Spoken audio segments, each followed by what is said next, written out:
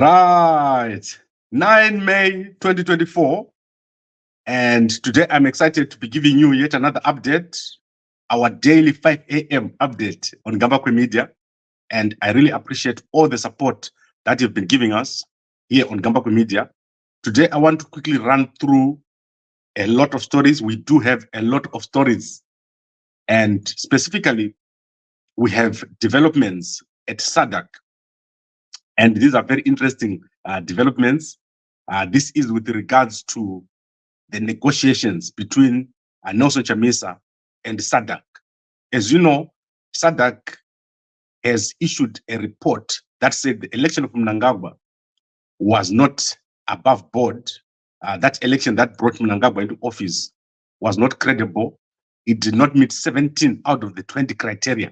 So Nelson Chamisa, who was in the election, then wrote to SADAC in October 2023, following up on that report to say what is going on.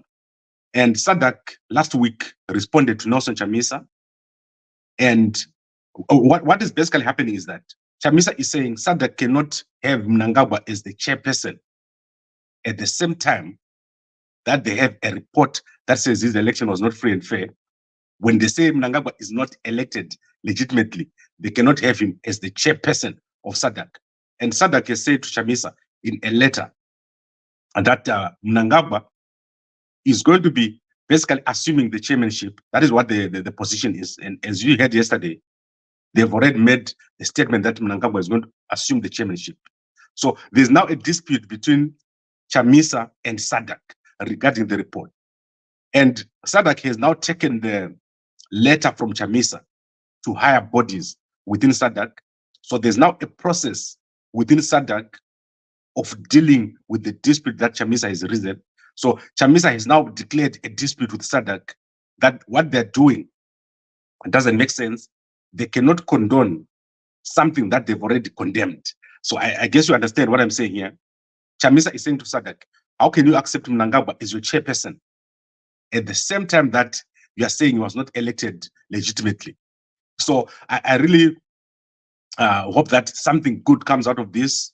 Chamisa is saying to SADAC, there is need for negotiations in Zimbabwe, and there's need to have a credible election as the outcome of that negotiation. So he wants a roadmap that will take us from where we are to a future where we're going to have an election, a credible election in Zimbabwe. So this is the update on SADAC. You can go and check out this story in the Newsday newspaper. It's also there. You can check out the Newsday newspaper. They are carrying the story of Chamisa and SADAC negotiating, and the outcome is eventually a credible election in Zimbabwe. So that is what we want. We want a fresh election. That is what Chamisa is demanding. But before that is in place, before a fresh election, Chamisa wants a roadmap that will lead us to a fresh election in Zimbabwe, a credible election. Currently, what we have in Zimbabwe, the situation does not allow for a credible election. So a lot of things need to be sorted out.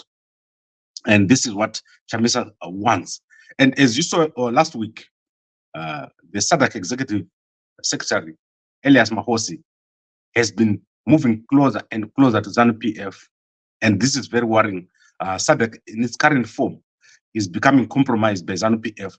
They do not understand the issues. ZANU-PF is not credible. ZANU-PF is not supposed to be negotiated with in Zimbabwe. They are not the legitimate government. Mnangagwa is not the legitimate president of Zimbabwe until the issues of rigging, 17 out of 20 criteria, are sorted out. Mnangagwa cannot be considered to be the president of Zimbabwe. And Mnangagwa is playing hardball. He knows very well that if this is taken to other heads of state, he's not going to come out of this. There's going to be a negotiated settlement. No one takes Mnangagwa seriously after that election. That is why you see Mnangagwa traveling from one conference to another. He's looking for legitimacy. So right now he's in Kenya. You cannot believe that a president is going to attend a conference on fertilizer and soil when there's a whole minister of agriculture. Then you have the president going over there, wasting state resources. And while we've got a big issue in Zimbabwe that needs to be addressed, which is crazy. Now let's run through other news. So that was our headline. Nelson Chamisa and SADAC now in dialogue. They're discussing. Chamisa has risen and has raised a dispute with SADAC to say how can they condone a process which they already condemned without finishing the processes to do with the elections. So how can Mnangagwa become the chairperson of SADAC when we still have outstanding processes regarding the election? So that is a letter that has been written by SADAC to Chamisa. SADAC has responded to that, and they've sent up those that letter from Chamisa to higher structures, and we'll soon be hearing what is going to happen over there. Now, as I said, let's run through the news. I want to take you through what is happening in Zimbabwe. Thursday is a big news day in Zimbabwe, business news. There's a lot of business news. So I want to start with the burial. There's going to be a burial tomorrow of the national hero, Chaunoita, Madzibaba Ezekiel. So this guy is Madzibaba. He's got 13 wives. So these are some of his wives here. 13 wives. That he's got 69 children and over 100 grandchildren. So the Zimbabwe government, because he's a national hero, they're now going to have to take care of school fees, food, health for over 200 people. That is Madzibaba Ezekiel. I don't know if that is his first name. He's from Gutu, and he is a director, or he was a director in Mnangagwa's office. He was also Tongogara's bodyguard. So this week, 2 of Tongogara's bodyguards died this very week. And there are going to be more people dying. We're going to have more heroes at the Heroes Acre. As I said to you, a lot is happening behind the scenes. I don't know if these are natural deaths or if something else is happening. So last week it was Zimiri, and now we have Madzibaba Ezekiel, Chaunoita, who passed away, leaving behind 13 wives. So these are 13 wives that I'm showing you here. And you'll be buried tomorrow in the National Heroes Acre. So we'll hear what Mnangagwa says over there. Currently, Kembo Mohadi is the acting president of Zimbabwe. General Chiwenga cannot be allowed to be the acting president under these circumstances. So Mohadi is acting as president. So let's see who's going to officiate. Let's see if Mnangagwa is going to be back from Kenya, who is attending a useless conference on soil and fertilizer. I've never seen a president who does that, attending a fertilizer and soil conference. So this is Nepera here. He's working also in Mnangagwa's office. He's one of the people that were speaking about Madzibaba Ezekiel, who has got 13 wives, as I was showing you here. And tomorrow we'll hear more. Then I want to look at another breaking story, which is the arrest of Neville Mutsvangwa. Last night, I shared an interview that I had with Neville Mutsvangwa. Very nice young guy. I met him in Johannesburg just before the 2018 elections. What I like about Neville, so besides all the other stuff, is that he is a hustler. So Neville Mutsvangwa is a hustler. He is a guy that is always trying to make money here and there. So go and have a look at that interview. He will tell you about his life in the United States, his life in China. So it's on Gambakwe. I've uploaded it on Gambakwe YouTube channel. I spent a bit of time at his house here in Randburg. So it was just before the elections when he wanted to contest as a councillor for ZANU-PF in Borojo. And Mnangagwa had, at that time, refused to let him contest. So that is the time when I met with Neville Mutsvangwa. Many people don't understand Mutsvangwa. Mutsvangwa, the family of Christopher and the wife, Monica, they don't understand them. They don't understand how wealthy Christopher Mutsvangwa is. Many guys in ZANU-PF are struggling. So most of the people that you see in public in ZANU-PF are struggling. They don't have money. They live off the money that they get from ZANU-PF. However, Mutsvangwa is different. Mutsvangwa is extremely wealthy. He is probably the wealthiest person in ZANU-PF from business. I'm not talking about from stealing. In terms of business, Mutsvangwa is one of the wealthiest people in ZANU-PF. He runs multiple businesses in South Africa, in the United States, and in China. He's got multiple assets. And most of the investors that you see who come to Zimbabwe through ZANU-PF, they're actually coming through Mutsvangwa. So Mutsvangwa is not someone that is struggling.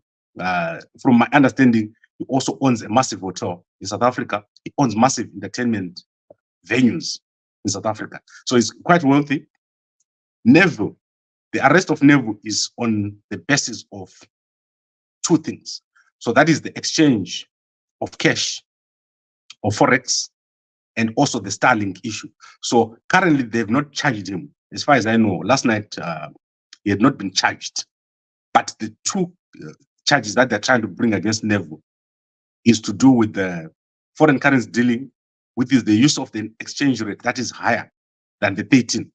And currently, Neville had, strangely enough, publicized that he's exchanging Forex for around 18, I think 18.1 or something like that on his social media platforms. I don't know where he published that.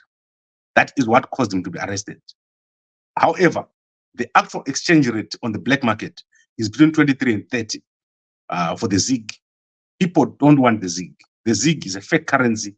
It's going to collapse like a deck of cards. So the reasons are clear. And let me explain to you what is happening where we are now.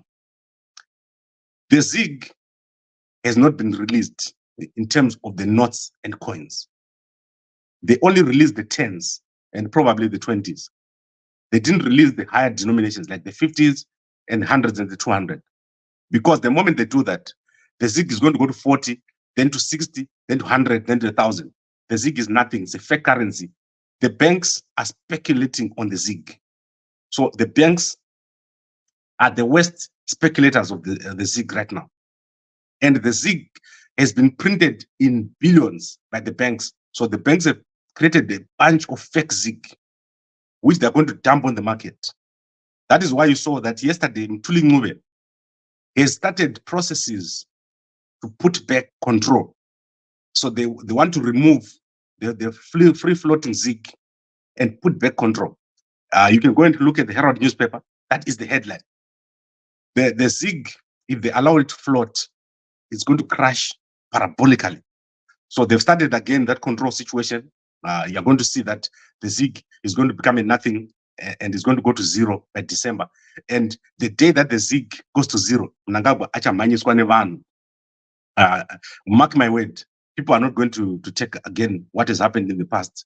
That Mnangagwa keeps printing fake money and they accept it. So Mnangagwa is very worried about this situation that is developing with the ZiG. The ZiG, right now, no one accepts it. They've been going town to town. Yesterday, Mshawan was in Mashungu trying to drum up support for the ZiG. No one accepts the ZiG. And I want to point you to a video that we just uploaded on TikTok. So if you go to our TikTok, you see Dr. Moses Chundu. Right. So if you don't know Dr. Moses Chundu, this is one of the smartest guys in Zimbabwe. Dr. Moses Chundu. He's a lecturer at the University of Zimbabwe. I've met Dr. Chundu in 2018 in South Africa at a certain place, which I will not disclose. Right. So I met Dr. Chundu here in South Africa, and I know he's a very, very smart guy. What Dr. Chundu says is that there is a number of things that need to be done to make sure that the ZiG doesn't collapse. The first thing that Dr. Chundu says is that there must be production in the economy. When I'm talking about production, is your value chains and your supply chains must work. Currently, the supply chains are not working. Secondly, you cannot arrest people to make sure that the ZiG is strong. That is what he said. Then thirdly, you must get consensus with the general public. So that is the taxi drivers, the vendors, the people on the street. If you don't have consensus, the ZiG is going to crash. But you see that Dr. Chundu is working for the government. So when he says it, he doesn't say it the way I do. He says it in nice words. But let me tell you in short what he means. What he means is that the ZiG is a fake currency. It's not backed by anything. And people must understand that eventually, if the underlying structural issues are not sorted, the ZiG will go to zero and it is a fake currency. So let me go back to saying that a ZiG is a fake currency. I don't believe in the ZiG. And the Mnangagwa government cannot be trusted. You cannot trust Mnangagwa because his government does things like this. So look at what they did yesterday. They took a green bomber and they made him the CEO of ZBC. This guy is a green bomber. We're talking about him yesterday. Look at him, what he's wearing. He is ZANU-PF chairperson of Masvingo and of the youth. And he is being put as chairperson of ZANU-PF. ZANU-PF does not understand structures. They cannot be taken seriously. And eventually, you're going to see that is how Mnangagwa is going to be kicked out of office. He doesn't take things seriously. And this guy, what is his name here? We said yesterday, he's called Charles Mnangagwa, National Broadcasting Acting CEO. This cannot be serious. What ZANU-PF is doing in Mnangagwa. And Toyota say the Masvingo guys are just doing everything and taking everything. We need to stop this this thing that is happening. I'm from Masvingo myself, but I don't condone what Mnangagwa is doing. Employing relatives, and before he employs you, it's like he asks, "Are you from Masvingo? Are you from Gutu? Are you from Bikita?" Come on, Mnangagwa. This is a serious problem. We need to sort this out. And then let's go to another story, and that is obviously I talked about Mtuli over here. Passion Java. It's been a disaster last night. No one came to his show at the National Sports Stadium. He had to cancel. So Passion Java is getting the backlash for working with ZANU-PF. No one wants ZANU-PF at all. So if you run your show under ZANU-PF, then people will just not come. So after spending all that money and trying to bust people, no one came, and so they had to cancel.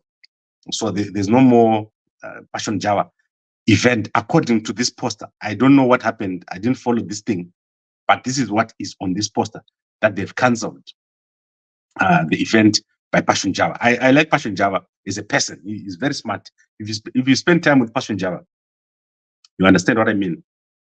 But the problem is Passion Java doesn't have money, doesn't have a lot of money. So it depends on some of the support from these guys. And I guess that's why he hangs around with Van Vezan. But he is personally a very nice guy, a very wise guy. But unfortunately, he is on the wrong side. And as I always say to people, we're at a critical moment in history. Do not find yourself on the wrong side. Make sure you choose the right side, choose the side of the people. And this goes with the issue, Pastor Messiah, which we are chasing right now. You must be on the right side on this issue. Pastor Tafmane Messiah. We've written to the Zimbabwe Human Rights Commission, the Zimbabwe Lawyers for Human Rights, the Commissioner General of Police, Mnangagwa's office. I've written all these people, ZANU-PF. We've sent them a letter. And in 7 days' time, we're going to compel the police in court to make sure that they investigate the murder and the abduction and murder of Pastor Tafmane Messiah. These things need to be sorted. And they need to understand what people feel about these kind of things, the murder and abduction of people by ZANU-PF. That's why people don't come to rallies. And then in another case that is very trending, Wajajena has received back his cars and 25 trucks. The case has been struck off the road, and the government must now proceed by summons. Magistrate Chitapi, or Justice Chitapi, is the one who ruled here. He said Wajajena must get his stuff back. So he's going to have his Lambo and his BMWs and his 25 trucks, and all the people who were on remand have been removed from remand. Then I want to look at what is trending in South Africa. So in South Africa, what is trending is this young lady here. She's called Nomfundo Palesa Kumalo. She is in the front of the newspapers today. She passed away.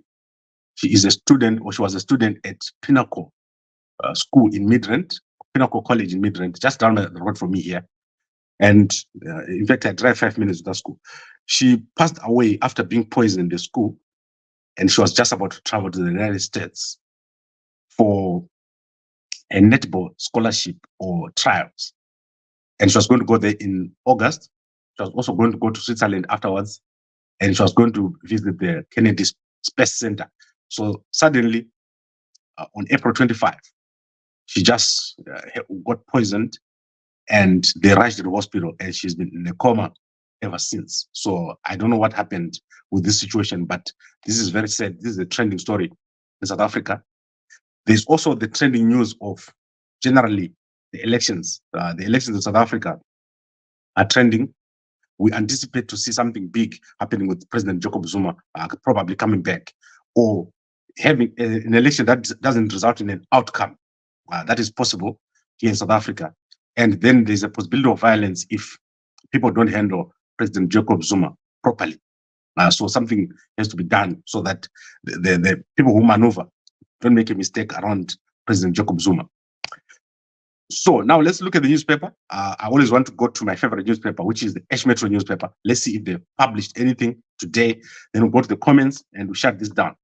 I'm very sorry to all the guys who tried to get hold of me yesterday. I was extremely busy with the conference. So this weekend, we're going to touch on a number of things. We're also going to be showing you a portrait of Chamisa that has been done by an artist in Australia. We're going to have that on auction very, very soon. But the artist is going to come here and show you as he draws the picture. Right, I want to go to the Ash Metro newspaper. Guys, you won't believe the story room. So in the Ash Metro newspaper, there's a story about a guy who is pretending to be a woman. And a police officer even hired him as a sex worker. So this is the guy here. Yeah, so basically, yeah, I don't know what this guy was thinking. So this is the man who is pretending to be a woman. And I don't understand why someone would think that this is a woman. He was bussed in a ladies' toilet at the court. So that is the leading story in the Ash Metro newspaper. There are other stories. I'm not going to share with you a lot of stories here. I don't want to be sued for $2,000. I do not have $2,000. Although I would like to thank all of you guys who are supporting us. There are people here who are joining membership of Gambakwe, and they are providing us with support that allows us to publish and to pay the 10 people that work for Gambakwe Media. There are people that work in journalism, in drafting, in video, news readers. We've got people in the websites department, systems departments, and we've got contributors. We also support other people. So thank you very much for everyone who's joining and supporting Gambakwe Media. If you want to support Gambakwe Media, you look for the $ right next to this post, and you can make support there, or you can join our membership. It's very important for the media to be supported. So I thank you for all the support that you're giving us. Then in terms of sport, the Zimbabwe Republic Police has been forced to apologize for asking for bribes. They asked for bribes from a visiting team in Zimbabwe there. So you can look at the Zimbabwe Republic Police Twitter. Now let's look at other newspapers. I want to see if the Chronicle has other stories. So you saw that the Ash Metro is leading with that story of a man who is pretending to be a woman. And I don't encourage people to use sex workers. It's not necessary. You don't need that. So I don't know why police would use a sex worker.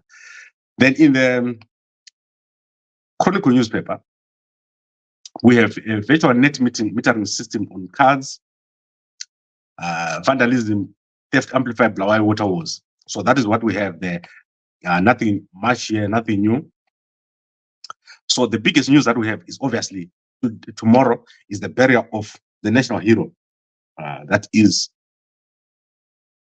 Madzibaba Ezekiel.